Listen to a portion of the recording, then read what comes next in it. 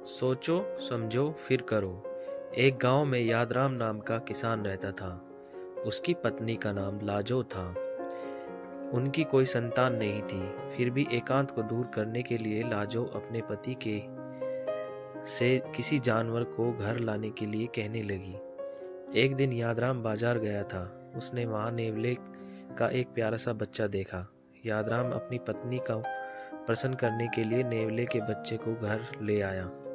नेवले के बच्चे को देखकर लाजो बहुत खुश हुई। दोनों नेवले को बहुत प्यार से पालने लगे और नेवला भी दोनों को प्यार करने लगा। कुछ समय बाद किसान के घर एक पुत्र हुआ। लाजो अपने पुत्र और नेवले का पालन पोषण ध्यान पूर्वक करती थी। अब भी लाजो के मन में नेवले के प्रति प्यार पहले जैसा ही था। एक बार खेती के लिए कुछ औजार और बीज खरीदने के लिए यादराम को शहर जाना पड़ा।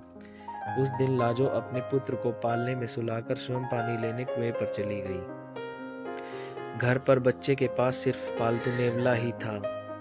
नेवला प्यार से बच्चे के पास इस तरह से चक्कर लगाने लगा मानो वह उसकी रखवाली कर रहा हो। उसी समय कहीं से एक सांप घर में घुस आया। सांप धीरे धीरे रेंगता हुआ बच्चे की तरफ बढ़ने लगा। सांप बच्चे तक पहुंच पाता इससे पहले ही नेवले की नज़र उस पर पड़ गई। नेवला तुरंत सांप पर टूट पड़ा। दोनों में काफ़ी देर तक घमासान लड़ाई हुई। अंत में नेवले ने सांप के टुकड़े टुकड़े कर दिए। उसके इस कार्य पर मालकिन बहुत खुश होगी। यह सोचकर नेवला दरवाजे के पास बैठ गया।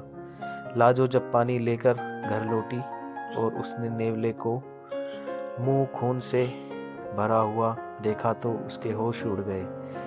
वह सोचने लगी कि आज नेवले ने अवश्य ही मेरे पुत्र को जख्मी कर दिया है, इसलिए इसका मुंह खून से लथपथ है। उसने क्रोध में आकर पानी से भरा हुआ घड़ा नेवले पर दे मारा। इस चोट से नेवला लहूलुहान हो गया और तड़प तड़प कर मर गया। लाजो भागी भागी अंदर गई।